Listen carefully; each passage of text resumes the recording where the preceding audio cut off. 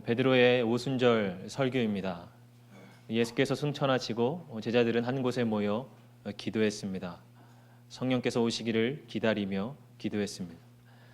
오순절 날이 이르렀을 때 제자들에게 마침내 성령이 임하였습니다.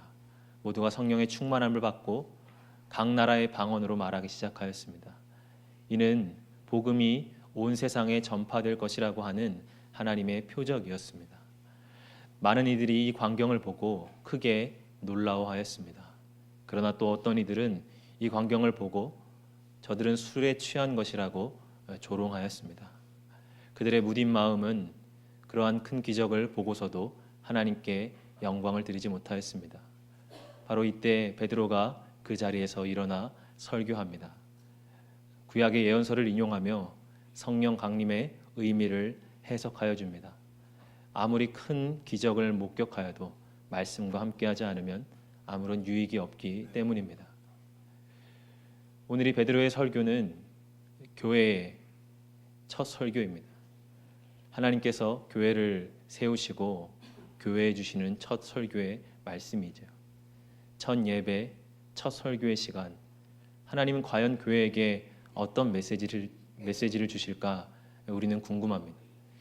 오늘 이 베드로의 설교를 통하여서 오늘 우리에게 주시는 하나님의 말씀이 무엇인지를 함께 나누어 보기를 원합니다. 오늘 본문을 관찰해 보면 오늘 본문은 크게 두 부분으로 이루어져 있습니다. 14절부터 15절까지는 베드로의 말입니다. 그리고 16절부터 21절은 베드로가 구약 성경을 인용하는 부분입니다. 베드로는 술에 취했다고 조롱하는 자들에게 먼저 인간의 상식을 근거하여서 설명을 합니다. 15절에 이렇게 말씀을 하는데요. 때가 제3시니 너희 생각과 같이 이 사람들이 취한 것이 아니라. 여기서 제3시는 오전 9시를 의미합니다. 정상적인 사람이라면 오전 9시부터 술에 취한 사람은 없겠지요. 이와 같은 인간의 상식을 근거하여 베드로는 그들을 설득합니다.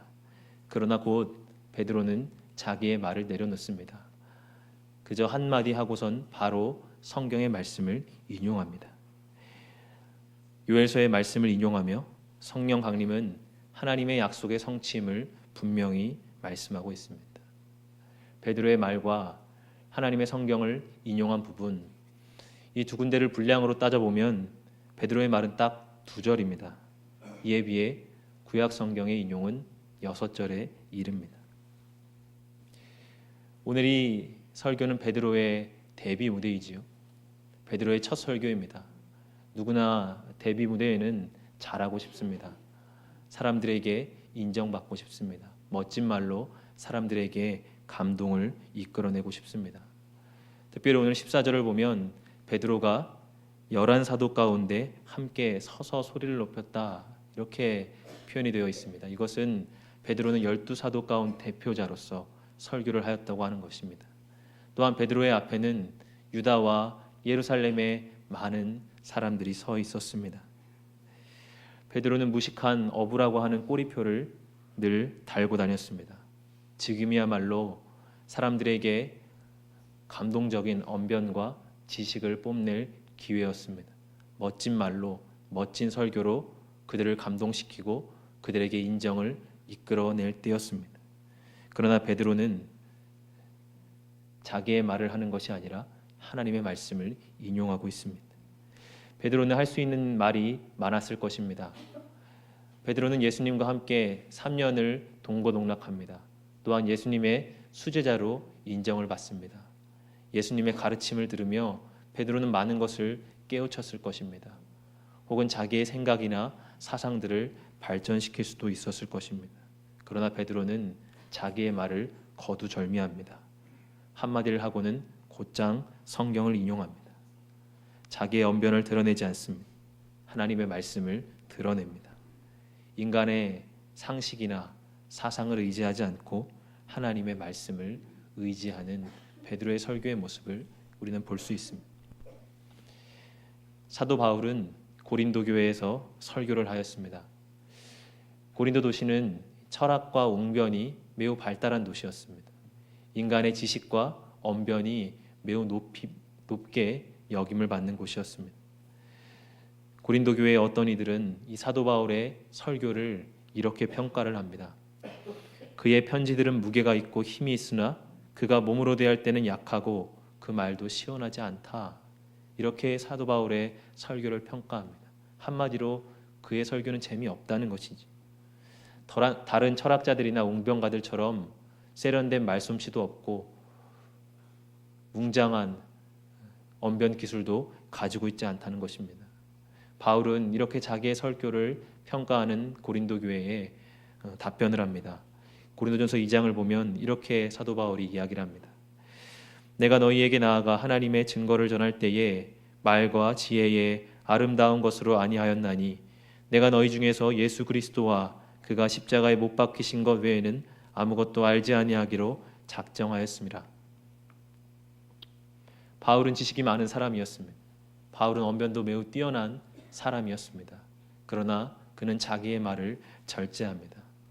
참된 능력은 사람의 말이 아니라 하나님의 말씀에 있음을 그가 알았기 때문입니다. 베드로도 역시 그의 첫 설교에서 자기의 말을 의지하지 않습니다. 인간의 상식이나 사상을 의지하지 않습니다. 자기의 말이 아니라 하나님의 말씀을 의지합니다. 하나님의 말씀에 참된 능력이 있기 때문에 그렇습니다. 사람의 말에도 능력이 있습니다. 오바마와 같은 탁월한 연설자들의 말에는 사람을 감동시키는 힘이 있지요. 오늘날 곳곳에서는 많은 강연들이 펼쳐집니다. 또한 TV에서는 수많은 명사들의 강연이 인기 있는 프로그램이 되고 있습니다. 많은 사람들은 그러한 강연으로부터 지식을 얻고 감동을 얻습니다. 또 도전을 얻기도 합니다. 그것은 좋은 일이지요. 그러나 사람의 말에는 한계가 있습니다. 일정 정도의 자극 이상은 주지 못하는 것, 그것이 사람의 말입니다. 강연을 들을 때에는 마음이 충만해지지요. 그들의 강연을 들을 때에는 무언가 희망이 솟고 열정이 솟는 것 같습니다. 그러나 돌아서면 그 감동은 곧 사그라집니다. 우리는 이전의 생활로 돌아가고 또 마음에 공허함을 느낍니다. 그러나 예수님께서는 우리에게 이렇게 말씀하십니다. 요한복음 4장 14절의 말씀인데요. 내가 주는 물을 마시는 자는 영원히 목마르지 아니하리니 내가 주는 물은 그 속에서 영생하도록 솟아나는 샘물이 되리라. 하나님의 말씀은 우리 속에 잠시 머물다 사라지지 않습니다. 그저 우리에게 잠깐의 자극을 주고 없어지는 안개와 같은 말씀이 아닙니다. 그 말씀은 계속해서 우리 안에 거합니다.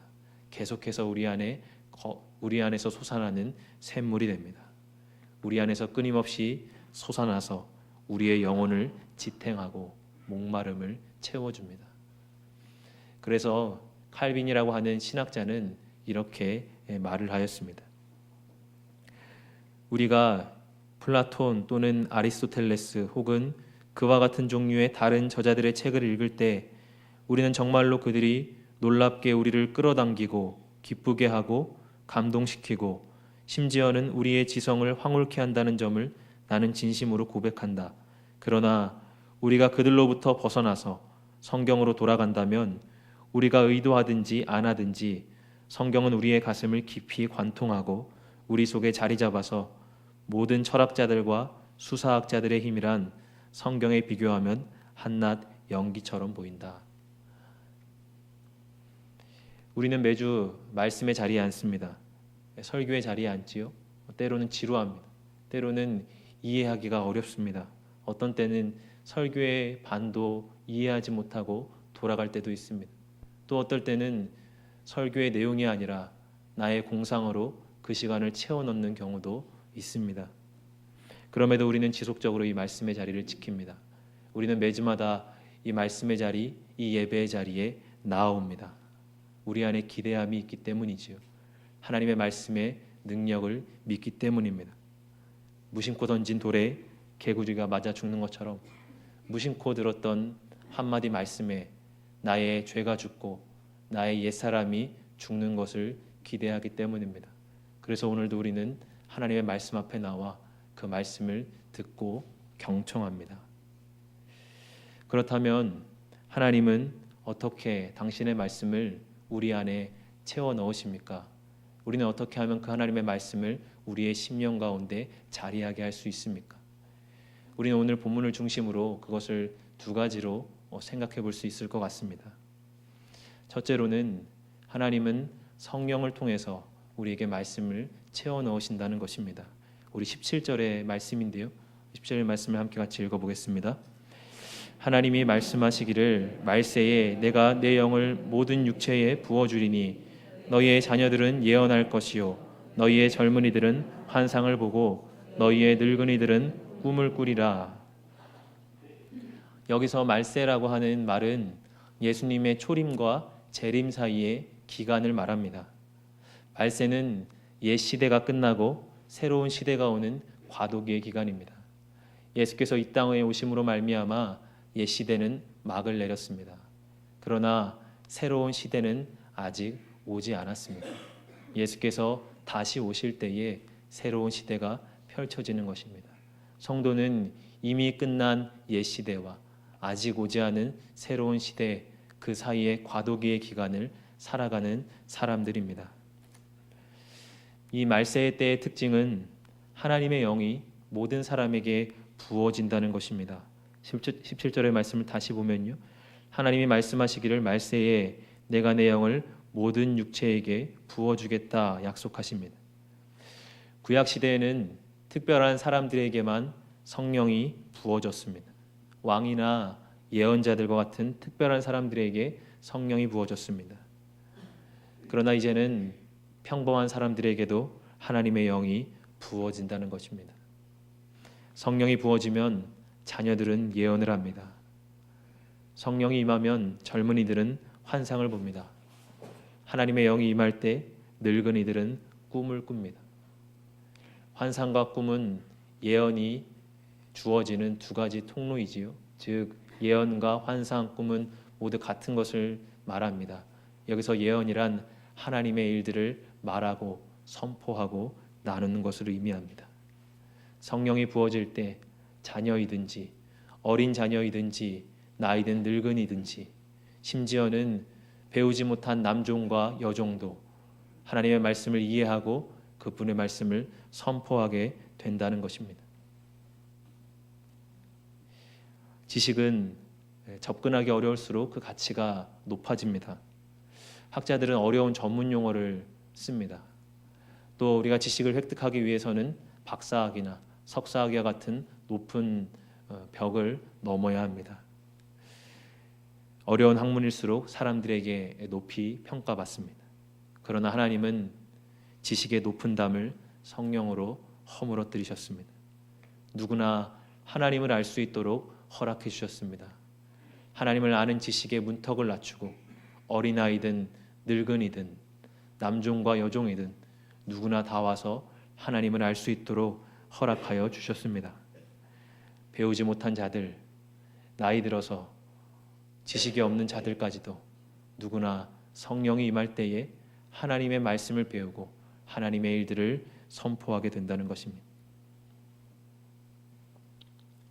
작년에 하반기 성경 공부로 고린도전서를 교회에서 같이 공부하였습니다. 총 18분의 우리 권사님, 집사님들과 함께 공부를 했는데요. 그 가운데는 70이 훨씬 넘으신 우리 권사님들도 계셨습니다. 연로하여서 공부하기가 매우 힘드실 텐데도 매우 열심히 나와서 그 함께 성경의 말씀을 공부하였습니다. 때로는 제가 질문을 던지면 신학을 전공한 저보다 더 지식이 있는 말로 대답을 하기도 하였습니다. 하나님은 모두에게 말씀을 허락하셨습니다. 특별한 누군가만 말씀을 알도록 허락하지 않으셨습니다. 똑똑하고 젊은 사람들만 성경을 알고 이해하도록 하지 않으셨습니다. 배우지 못해도 나이가 들어도 그 말씀을 이해하도록 하셨습니다. 그러므로 우리는 핑계할 수 없습니다. 나는 나이가 많아서 말씀 같은 거 잘 몰라. 그냥 기도만 할래. 나는 가방끈이 짧아서 그런 거 골치 아파. 그냥 설교 말씀만 들을래. 이렇게 우리는 핑계할 수 없습니다. 우리는 성령을 의지하여 그 그 말씀 앞에 나아가야 합니다. 바닷가에 오래 머문 소라 껍데기에 가만히 귀를 기울여 보면 그곳에서 바다 소리가 들리지요. 보잘것없는 소라 껍데기도 오랫동안 바다의 소리를 들으면 그 속에 바다를 품습니다. 보잘것없는 우리도 하나님의 말씀을 오랫동안 들을 때 그 말씀이 우리 안에 채워지고 그 말씀이 우리 안에 역사하는 것입니다. 말씀을 이해하는 것은 사람의 지식이 하는 일이 아닙니다. 말씀을 이해하는 것은 성령의 일입니다. 성령이 우리 안에 일하실 때 우리는 말씀을 기뻐하고 그 말씀을 우리 안에 채워 넣을 수 있습니다. 둘째로, 하나님은 어떻게 당신의 말씀을 우리 속에 채우십니까? 그것은 시련을 통해서입니다. 우리 20절의 말씀을 같이 읽어보겠습니다. 시작. 주의 크고 영화로운 날이 이르기 전에 해가 변하여 어두워지고 달이 변하여 피가 되리라. 여기서 주의 크고 영화로운 날이란 그리스도께서 다시 오시는 날을 의미합니다. 말세가 끝나고 새로운 시대가 도래하는 날입니다. 그런데 오늘 20절은 그 날이 이르기 전에 반드시 선행되어야 할 일이 있다고 말씀합니다. 그 일을 통과해야만 주의 날이 이르게 된다고 말씀합니다. 그 일은 해가 변하여 어두워지고 달이 변하여 피가 되는 것입니다. 해는 우리의 낮을 비춥니다. 달은 우리의 밤을 비춥니다. 해와 달은 우리의 낮과 밤을 비추며 우리의 삶을 영위하게 합니다. 그런데 해가 어두워집니다. 달이 피처럼 물듭니다. 이것은 우리 삶에 찾아오는 극심한 어둠, 극심한 환란을 의미합니다. 이것은 AI와 같은 무서운 전염병일 수도 있습니다. 또한 대통령의 탄핵과 같은 정치적인 격동일 수도 있습니다. 또 한편으로는 우리 개인에게 찾아오는 고뇌와 환란일 수도 있습니다. 말세가 깊어질수록 이와 같은 사건, 사고와 환란은 더욱 많아질 것입니다. 하나님께서 말세가 깊어질수록 주의 날이 가까이 올수록 왜 이와 같은 시련을 우리에게 허락하시는 것입니까? 21절에서는 그 답을 우리에게 이렇게 말씀합니다. 우리 21절의 말씀 같이 한번 읽어보겠습니다. 누구든지 주의 이름을 부르는 자는 구원을 받으리라 하였느니라. 하나님이 시련을 허락하시는 이유는 주의 이름을 부르도록 하시기 위함입니다. 하나님의 구원을 열망하도록 만드시기 위함입니다. 해는 항상 그 자리에 있습니다. 달도 항상 그 자리에 있습니다. 그래서 우리는 내일은 내일의 태양이 뜬다고 말합니다. 내일 태양이 뜨는 것을 매우 자명한 일로 말합니다.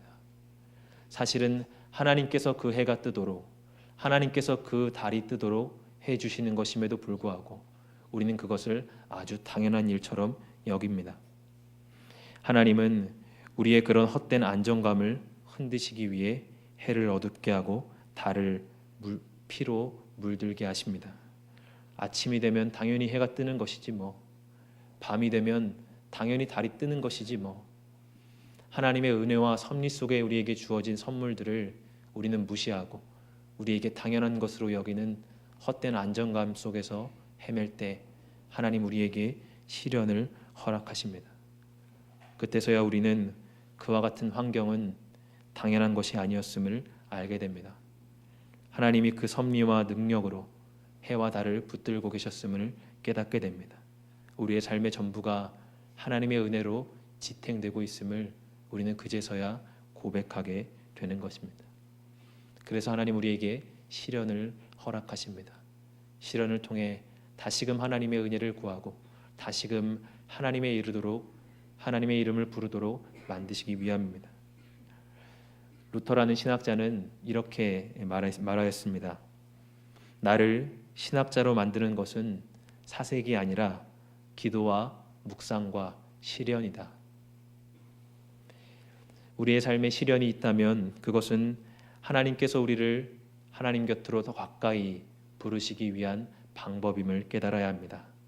헛된 것들을 부르고 사는 우리의 인생, 헛된 것들만을 구하고 찾는 우리의 인생을 돌이켜 주의 이름을 부르는 삶이 되도록 하시기 위한 하나님의 사랑임을 알아야 합니다. 올 한 해 우리 교회의 표 무너진 교회 탄식하시는 하나님입니다. 교회의 무너짐은 우리가 당하는 큰 시련입니다. 그러나 이 시련이 교회를 아주 무너뜨리시기 위한 일이 아님을 우리는 믿습니다.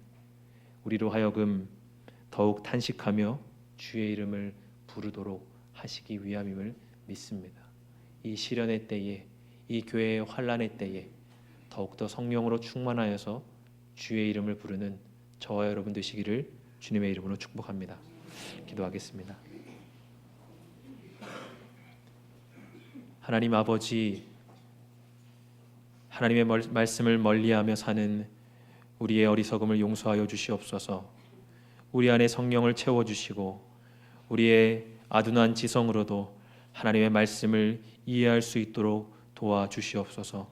이 시련의 때에 하나님의 말씀을 의지하고 주의 이름을 부르며 살아가는 우리 모두가 되도록 축복하여 주시옵소서. 감사하며 예수님 이름으로 기도합니다. 아멘.